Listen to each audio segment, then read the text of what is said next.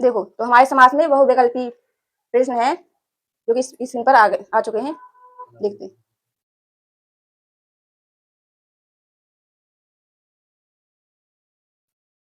पहला क्वेश्चन है हमारा, दो या दो से अधिक पदों को संक्षिप्त कर नया शब्द बनाने की प्रक्रिया को कहते हैं।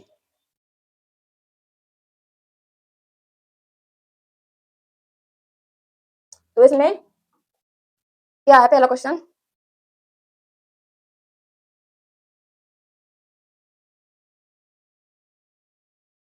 पहला क्वेश्चन दिया है, दो या दो से अधिक पदों को संक्षिप्त कर नया शब्द बनाने की प्रक्रिया को कहते हैं। तो अपन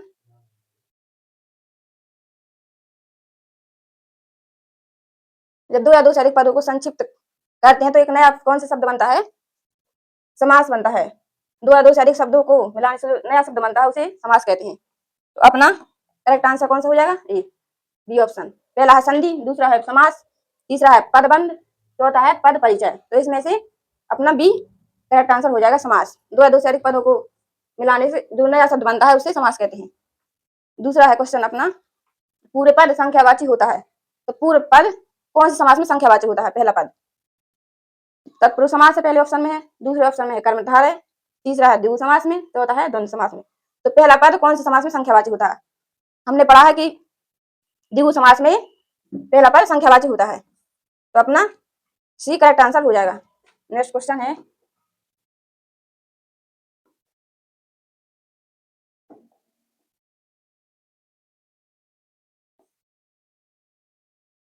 नेक्स्ट क्वेश्चन है, द्वंद्व समास की पहचान है।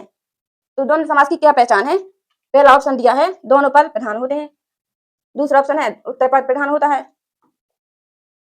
तीसरा ऑप्शन है पूरे पद प्रधान होता है, और चौथा ऑप्शन है अन्य पद प्रधान होता है। तो द्वंद्व समास में दोनों पद प्रधान होते हैं। तो एक करेक्ट आंसर हो जाएगा कि द्वंद्व समास में दोनों पद प्रधान होते हैं। नेक्स्ट क्वेश्चन है, व्यक्तियों का लोप होता है। तो व्यक्तियों का लोप कौन से समास में होता है? पहला ऑप्शन है कर्मधारय समास में, दूसरा है तत्पुरुष समास में, तीसरा है द्वंद्व समास में, चौथा ऑप्शन है बहुव्रीहि समास में। तो व्यक्तियों का लोप तत्पुरुष समास में होता है। जैसे क्या है, गंगा जल है जैसे, तो गंगा जल में क्या हो जाए? गंगा का जल।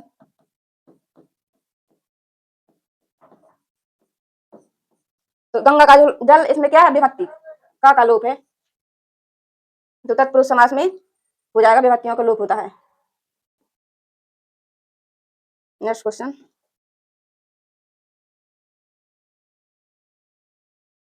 नेक्स्ट क्वेश्चन क्या है, कौन सा समास समाहार का बोध कराता है? यानी कौन सा समास है जो समाहार यानी समूहों का बोध कराता है? तो पहला ऑप्शन है द्वंद्व समास, दूसरा ऑप्शन है कर्मधारय समास, तीसरा ऑप्शन है द्विगु समास, और चौथा ऑप्शन है अव्ययीभाव समास। तो कौन सा समास समूहों का बोध कराता है? तो अपन ने पढ़ा है कि जो समूह का बोध कराता है यानी संख्यावाची, पूरे पद संख्यावाची होते हैं। कौन समास में होता है पूरे पद संख्यावाची?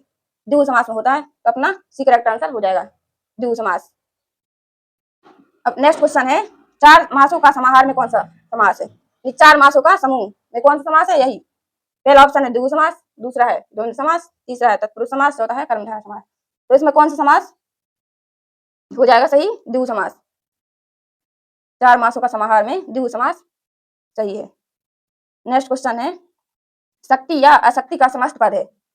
शक्ति या अशक्ति का समस्त पद, पहला ऑप्शन है शक्ति युक्त, दूसरा है शक्ति मुक्त, तीसरा है यथाशक्ति, और चौथा ऑप्शन है शक्त शक्त शक्ति। तो इसमें शक्ति या शक्ति का समस्त पद हो जाएगा शक्त शक्ति। नेक्स्ट क्वेश्चन,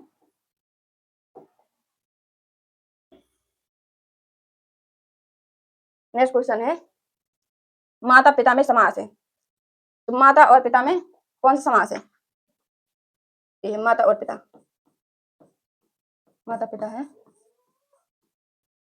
तो माता पिता में द्वंद्व समास हो जाएगा। इसमें समास विग्रह करेंगे इसके, तो माता और पिता, और शब्द का लोप है, और पिता, इसका समास विग्रह करेंगे तो माता और पिता, और माता और पिता द्वंद्व समास हो जाएगा। द्वंद्व समास में और शब्द का लोप होता है, इस संयोजक योजक चिन्ह आता है, वहां क्या होता है? द्वंद्व समास। नेक्स्ट क्वेश्चन है, नौ रात्रियों का समूह। तो नौ रात्रियों का समूह में समास है। पहला ऑप्शन दिया गया है द्विगु समास, दूसरा दिया गया है द्वंद्व समास और तीसरा ऑप्शन है कर्मधारय समास, चौथा ऑप्शन है तत्पुरुष समास।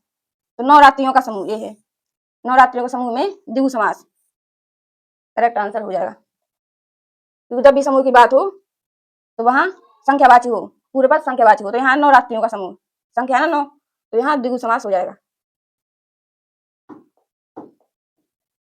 नेक्स्ट क्वेश्चन, अन्य जल में समास है, तो अन्य जल में कौन सा समास हो जाएगा? पहला है ऑप्शन द्वंद्व समास, और दूसरा ऑप्शन दिया गया है तत्पुरुष समास और तीसरा दिया गया है द्विगु समास, चौथा ऑप्शन है कर्मधारय समास। तो अन्न और जल का करेंगे। अन्न जल है, अन्न जल में कौन समास? इसका अन्न और जल लिख सकते हैं, अन्न और जल। तो अन्न जल में समास हो जाएगा और शब्द का लोप है तो द्वंद्व समास हो जाएगा। तत्पुरुष तो है नहीं इसमें, द्विगु समास में क्या है? संख्यावाची होता है, ये भी नहीं है, और कर्मधारय में विशेषता बताता है, तो इसमें विशेषता भी नहीं बता रहा है। अन्न जल है तो अन्न और जल, इसमें द्वंद्व समास हो जाएगा। अब 11 क्वेश्चन है, भीमार्जुन में समास है। भीमार्जुन क्या करेंगे? भीम और अर्जुन, तो भीमार्जुन हो गया। पहला ऑप्शन दिया गया है द्वंद्व समास, दूसरा ऑप्शन दिया गया है द्विगु समास और तीसरा ऑप्शन दिया गया है तत्पुरुष समास और चौथा ऑप्शन दिया गया है बहुब्रीहि समास। तो इसमें द्वंद्व समास करेक्ट हो जाएगा, पहला ऑप्शन इसका हो जाएगा भीम और अर्जुन, भीम और अर्जुन। तो इसमें और शब्द का लोप होया और द्वंद्व समास में होता है और शब्द का लोप। नेक्स्ट क्वेश्चन है, फूल और पत्ते का समस्त पद है। फूल और पत्ते का समस्त पद कौन सा हो जाएगा? पहला दिया है पुष्पयुक्त, पहला ऑप्शन है, दूसरा ऑप्शन दिया है सपत्र, तीसरा ऑप्शन दिया है फूल पत्र, चौथा ऑप्शन दिया है पल्लवित। तो इसमें फूल और पत्ते का समस्त पद कौन सा हो जाएगा? फूल पत्र हो जाएगा ना, फूल पत्र। जब इसका समास विग्रह करेंगे तो फूल और पत्र हो जाएगा, फूल और पत्र। तो अब आपको देखना है कि फूल पत्र कौन सा ऑप्शन? तीसरे सी ऑप्शन में दिया गया फूल और पत्र, फूल पत्र। नेक्स्ट क्वेश्चन है, सेवा और शुश्रूषा में समास है, तो इसमें कौन सा समास हो जाएगा? और शब्द का लोप है, और द्वंद्व समास में होता है और शब्द का लोप।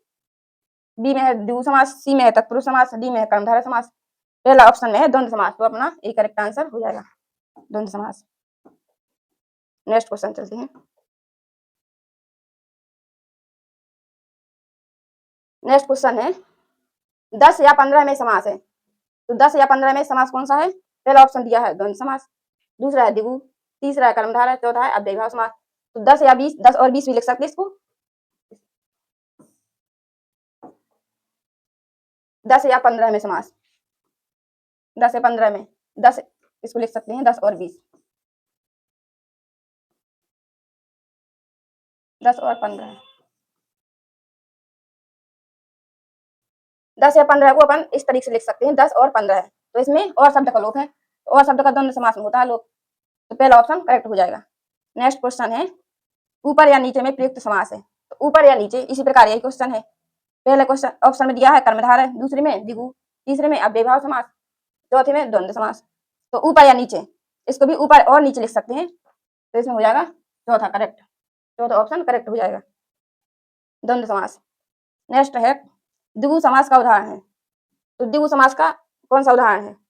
पहले ऑप्शन में है तन मन, दूसरे बी ऑप्शन में है कुबुद्धि, सी ऑप्शन में है दोपहर, डी ऑप्शन में है दशानन। तो द्विगु समास का कौन सा उदाहरण हो जाएगा? द्विगु समास अपन जानते हैं, क्या जानते हैं द्विगु समास के बारे में? द्विगु समास में संख्यावाची होता है, पूरे पर संख्यावाची होता है, तो दशानन है, ए है, दशानन क्या हो जाएगा? दशानन में हो जाएगा दस आनंद का समूह, दशानन, दस आनंद का समूह, आनंद यानी मुख, 10 मुख का समूह, तो दशानन हो जाएगा। तो द्विगु समास का उदाहरण है दशानन, संख्यावाची पूरे पर संख्यावाची होता है इसमें, तो डी ऑप्शन करेक्ट हो जाएगा। नेक्स्ट क्वेश्चन है, चतुर्भुज का कौन सा समास विग्रह द्विगु समास का उदाहरण है?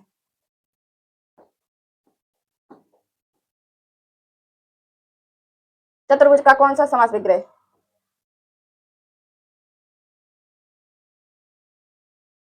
चतुर्भुज का कौन सा समास विग्रह द्विगु समास का उदाहरण है? पहले ऑप्शन में है चार है जो भुजाएं, दूसरा ऑप्शन है चार भुजाओं का समाहार, तीसरा ऑप्शन है चार है भुजाएं जिसकी अर्थात विष्णु, डी ऑप्शन में है उपयुक्त में से कोई नहीं। तो चतुर्भुज का समास विग्रह द्विगु समास का उदाहरण है। द्विगु समास का कौन सा उदाहरण है? चार भुजाओं का समाहार। ए चार भुजाओं का समाहार द्विगु समास का उदाहरण है। नेक्स्ट क्वेश्चन है उत्तर पद प्रधान और पूर्व पद संख्यावाची होता है। तो कौन समास है इसमें? उत्तर पद प्रधान होता है और पूर्व पद संख्यावाची होता है। पहला दिया है ऑप्शन तत्पुरुष समास और दूसरा है कर्मधारय समास, तीसरा ऑप्शन में द्विगु समास, चौथे ऑप्शन में बहुब्रीहि समास। तो उत्तर पद प्रधान और पूर्व पद संख्यावाची, तो पूर्व पद संख्यावाची कौन सा समास है हमारा? द्विगु समास, उसमें पूर्व पद संख्यावाची होता है। तो कौन सा ऑप्शन में है? सी ऑप्शन में है द्विगु समास, पूर्व पद उत्तर पद प्रधान और पूर्व पद संख्यावाची, तो द्विगु समास हो जाएगा। नेक्स्ट क्वेश्चन है तीन है नेत्र जिसके अर्थात शिव, यह किस समास की विग्रह है? क्या समास, किस समास का विग्रह है? तो तीन है नेत्र जिसके अर्थात शिव, यहाँ ध्यान रखना, तीन है नेत्र अर्थात शिव। पहले ऑप्शन दिया है बहुब्रीहि का, दूसरे में दिया है कर्मधारय का, चौथे में दिया है, तीसरे में दिया है द्वंद्व का और चौथे ऑप्शन में है द्विगु का। तो तीन है नेत्र अर्थात शिव किसी तीसरे की ओर संकेत करे तो वो कौन सा समास हो जाता है? बहुब्रीहि समास। तो इसमें पहला ऑप्शन, पहले ऑप्शन में है बहुब्रीहि, बहुब्रीहि करेक्ट आंसर हो जाएगा। नेक्स्ट क्वेश्चन,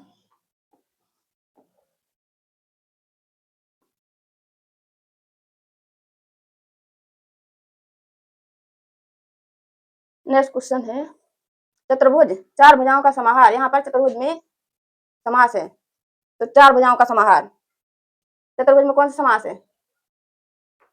पहला ऑप्शन है तत्पुरुष, दूसरा है अव्ययी भाव, तीसरा है बहुब्रीहि और चौथा ऑप्शन है द्विगु।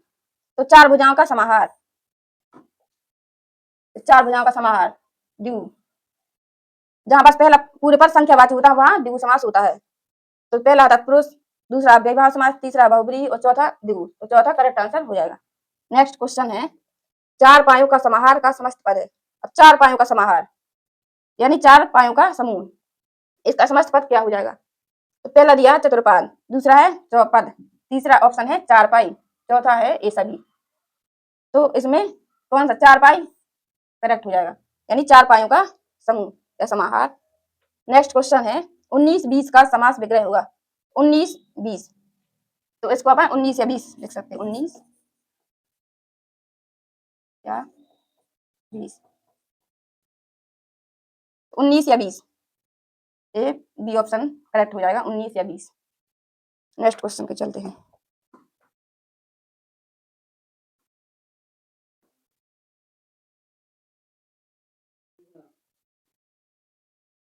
नेक्स्ट क्वेश्चन है हानि लाभ में समास है। हानि और लाभ में कौन सा समास है? जहां भी योजक चिन्ह आ जाए, देखो हानि लाभ, तो इसमें योजक चिन्ह आ गया हानि लाभ, ए आ जाए तो वहां पर क्या होता है? और शब्द का लोप होता है, द्वंद्व समास होता है। तो इसमें पहले ऑप्शन में क्या है? द्वंद्व, दूसरे में है कर्मधारय, तीसरे ऑप्शन में द्विगु, चौथे ऑप्शन बहुब्रीहि। तो हमने बताया कि हानि और लाभ जहां भी योजक चिन्ह आ जाए तो वहां पर क्या होता है? द्वंद्व समास होता है। तो आपने पहले ऑप्शन में द्वंद्व दिया गया है, तो यही करेक्ट आंसर हो जाएगा। नेक्स्ट क्वेश्चन है सुख दुख में समास। सुख दुख हमने बताया भी कि जहां भी योजक चिन्ह आ जाए वहां पर क्या होता है? द्वंद्व समास होता है। तो पहले ऑप्शन में दिया है द्विगु, दूसरे में दिया है अव्ययी भाव, तीसरे में कर्मधारय, चौथे में है द्वंद्व। तो जहां भी योजक चिन्ह आ जाए वहां और शब्द का लोप होता है, उसमें द्वंद्व समास होता है, तो डी ऑप्शन करेक्ट हो जाएगा। नेक्स्ट क्वेश्चन क्या है? त्रिवेणी में कौन सा समास है? त्रिवेणी, त्रिवेणी यानी तीन बेड़ियों का समूह, तो क्या है? पूरे पास संख्यावाची है त्रिवेणी, त्रिवेणी यानी तीन बेड़ियों का समूह।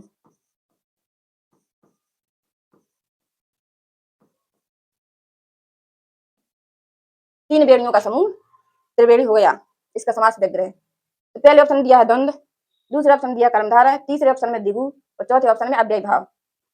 तो इसमें कौन सा समास हो जाएगा? तीन बेड़ियों का समूह है ये, इसमें दो द्विगु समास हो जाएगा, तीन बेड़ियों का समूह। नेक्स्ट क्वेश्चन,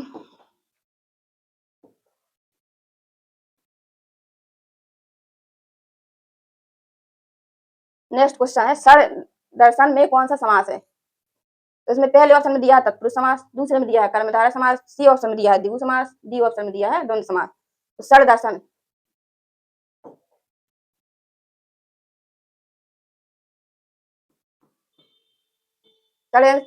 इसमें कौन समास हो जाएगा अपना सरल दर्शन में?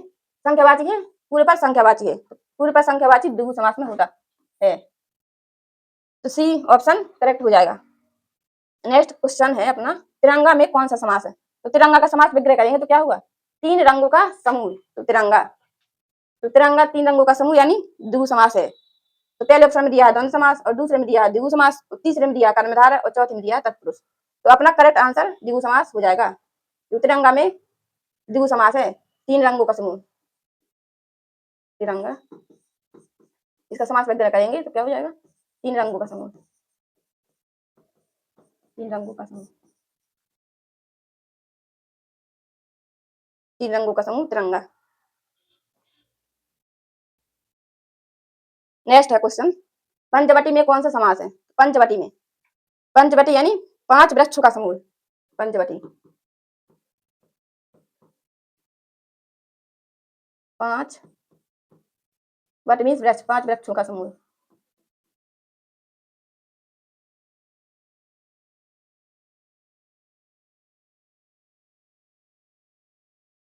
पांच वृक्षों का समूह पंचवटी, तो इसमें सी ऑप्शन करेक्ट हो जाएगा द्विगु समास।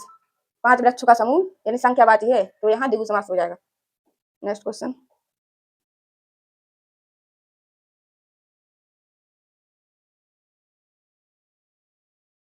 क्वेश्चन है अपना वेद पुराण में समास है, तो वेद पुराण में कौन सा समास है? ये इसमें वेद पुराण, इसमें योजक चिन्ह आ गया, तो इसमें क्या हो जाएगा समास विग्रह? वेद और पुराण,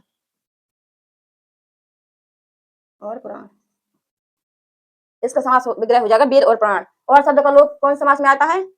द्वंद्व समास, पहले में द्विगु है, दूसरे में बहुब्रीहि है, तीसरे में द्वंद्व और चौथे में तत्पुरुष। तो अपना सी सही हो जाएगा, सी ऑप्शन, इसमें द्वंद्व समास है और शब्द का लोप है। नेक्स्ट क्वेश्चन है किस समास में पहला पद विशेषण और दूसरा पद विशेष होता है? तो कौन सा समास है जिसमें पहला पद विशेषण होता है और दूसरा पद विशेष होता है? कर्मधारय समास है, हमने पढ़ा कर्मधारय समास में पहला पद विशेषण होता है और दूसरा पद विशेष होता है, जो व्यक्ति विशेषता बता रहा है हमारा वो विशेषण होता है।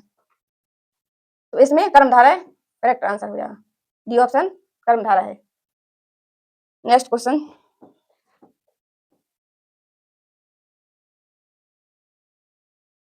आ गया है, देखो किस समास में कोई अन्य तीसरा पद प्रधान होता है?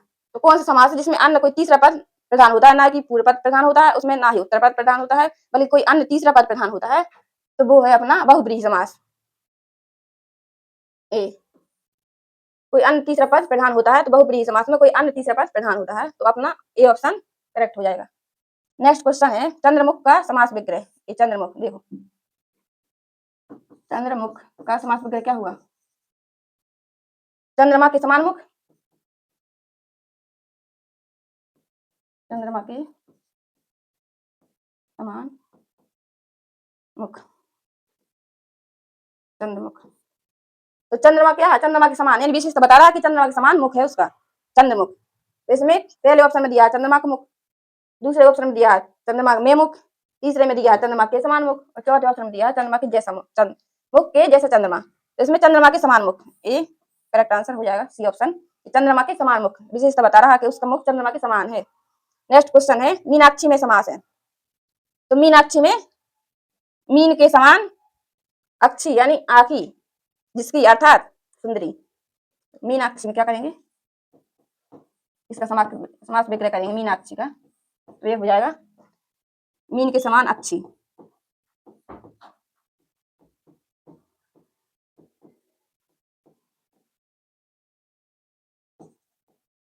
अक्षी यानी आँख अर्थात सुंदरी, मीनाक्षी का समास विग्रह हो जाएगा मीन के समान अक्षी अर्थात सुंदरी। तो इसमें ना ही तो पूर्व पद प्रधान है और ना ही उत्तर पद प्रधान है, इसमें कोई तीसरा पद प्रधान है, तो इसमें बहुब्रीहि समास हो जाएगा। पहले ऑप्शन में कर्मधारय है, दूसरे में बहुब्रीहि है, तीसरे में द्वंद्व है, चौथे में डी है द्विगु समास। तो इसमें बी करेक्ट आंसर हो जाएगा बहुब्रीहि समास। नील के समान अच्छी अर्थात सुंदरी। नेक्स्ट क्वेश्चन देखते हैं। महाकवि में समास है। महाकवि में कौन सा समास है? महान कवि। तो इसमें विशेषता बता रहा है कि महान कवि है, तो विशेषता बता रहा है वो कौन सा समास है? कर्मधारय समास। कर्मधारय समास में पहला पूर्व पद विशेषण होता है और उत्तर पद विशेष होता है। तो इसमें महान कवि में समास हो जाएगा अपना कर्मधारय समास। महाकवि,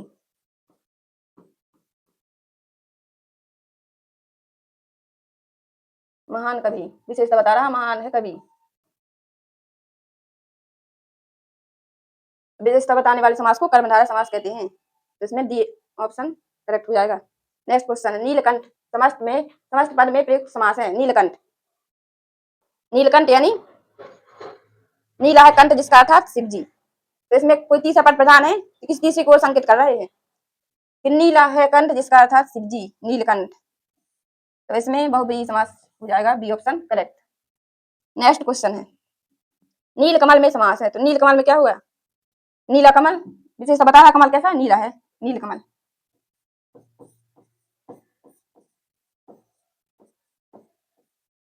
नीला कमल,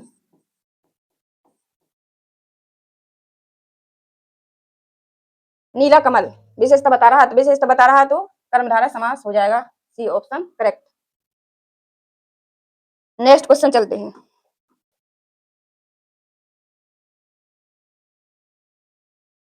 नेक्स्ट क्वेश्चन है नवरत्न में समास है। तो नवरत्न का समास विग्रह करेंगे अपन। देखो नवरत्न समास विग्रह हो जाए नवरत्नों का समूह।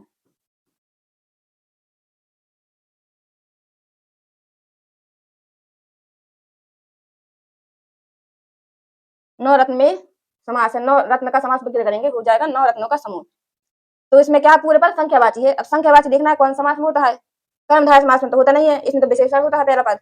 और इसमें द्विगु समास है, तो इसमें होता है द्विगु समास में पूरे पर संख्यावाची होता है नवरत्नों का समूह। तो अपना बी ऑप्शन करेक्ट हो जाएगा।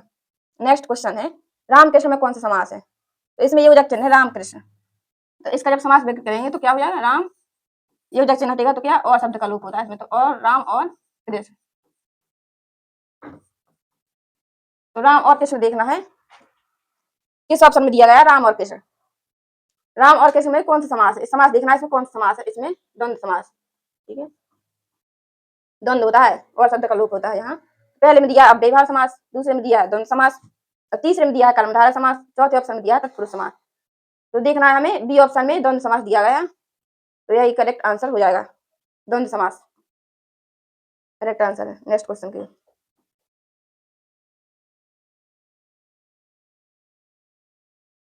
नेक्स्ट क्वेश्चन है नीलांबर में कौन सा समास है। तो नीलांबर का समास विग्रह करेंगे तो हो जाएगा नीला नीलांबर नीला अंबर।